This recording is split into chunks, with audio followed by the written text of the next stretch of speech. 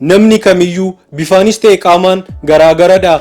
Viidiyoo keenya har'aan uumamaanis ta'e sababa dhukkubaatiin haalli uumama isaanii nama kaan irraa adda ta'an isin daawwachisna. Namoonni chaanaalii keenyaaf haaraa taatan chaanaalii keenya subscribe gochuun akkasumas mallattoo bilbilaa sana tuquun hamma dhumaatti waliin turaan affeerraa keenya. Amaar Bahaartii. Namoonni muraasni seenaan Bahaartii sobaa akka ta'ee fi amanuufillee akka ulfaatu yaadanis namoonni qaamaan isa beekanii fi innumti ofumasaaf waa'ee seenaa isaa dhugaa ni ba'a. Bara 1970 keessa Bahaartiin hojjetaa baankii Indiyaa keessa kan ture yoo ta'u haadha manaa fi ijoollee isaa sadii waliin jiraachaa ture. Gaaf tokko garuu maatii isaa hojjaa fi hiriyoota isaa dhiisee amantaa isaa qofa akka hordofuu qabu waamicha akka dhiyaateef dubbata. Sanaan boodas jireenya isaa guutuu waaqa Hinduizimii Shivaa akka tajaajilu murteessa. Bara 1973 keessas kabaja amantaa fi waaqa isaa Shivaaf jecha umurii isaa guutuu harka isaa gara waaqaatti ol qabee dabarsuu filata. Akka yaadeettis waggoota 45f harka isaa osoo gadi hin buusin ol qabuu danda'eera. Gochaan isaa kunis namoota baay'ee gara amantaa Hinduizimii akka fidee fi namoota baay'ees akka onnachisee himama. Ziyang Ruivang.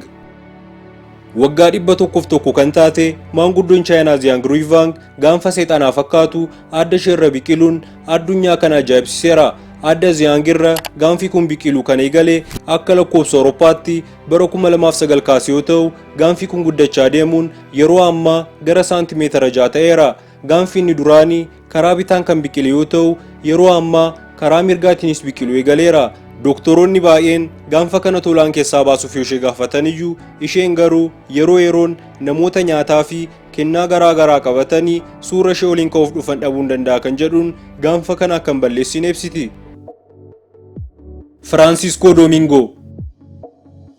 Dhalataa biyya Angolaa kan ta'e Francisco Domingoon nama afaan bal'aa addunyaa keenyaa jedhamuun galmee Giinasa addunyaa irratti kan galmaa'edha.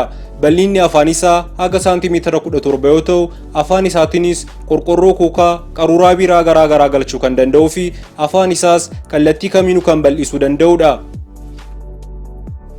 Andrea Luiz. Dhalattuu biyya Ameerikaa kan taate Andrea Luiz arraba dheeraa addunyaa keenyaa kan qabdu yoo ta'u wantoota namoonni parsantii 99 ta'an gochuu hin dandeenye isheen garuu funyaan, ijaa fi qara ciqilee ishee arraba isheetiin tuquu dandeessi. Gaarii Tarnar. Gaarii Tarnar jedhama. Gaariin gogaasa akka barbaadee fi gara barbaadeetti diriirsuu kan danda'u yoo ta'u akka lakkoofsa Awurooppaatti bara 1999 keessa gogaa garaa isaarra jiru gara seentimeetira 15 diriirsuun riikardii Giinasii addunyaa cabsuu danda'eera. Ziyaan Clark. Namoota namjabaa addunyaa keenyaa jedhaman keessaa Ziyaan Clark isa tokkodha. Ziyaan dorgomaa wal'aansoo yoo ta'u kan dorgomus namoota qaamaan hir'uu ta'an waliin osoo hin taane namoota qaamaan fayyaa muuxannoo baay'ee qaban waliini. Iddoo kana qaqqabuuf halkanii fi guyyaa akka dafquu fi yeroo dorgommii isaa gaggeessus irra caalaan sammuu isaa akka fayyadamu dubbata. Bara 2021 keessas meetira 20 harka isaatiin fiiguun sekoondii 4 fi maayikiroo sekondii 7-8 xumuruun galmee Giinasii addunyaa irratti galmaa'uu danda'eera. Akkasumas gama aartii fi dubbii onnachiisoo namootaaf dabarsuun beekamtii guddaas argateera. Maatiiwwan chaanaalii keenya viidiyoo amma isin daawwachisne keessaa kan irra isin dinqisiise koomentii jalatti barreessuun akkasumas chaanaalii keenya like, share, subscribe gochuun dagatinaa isiniin jecha viidiyoo biraan ammoo arginutti nagaatti.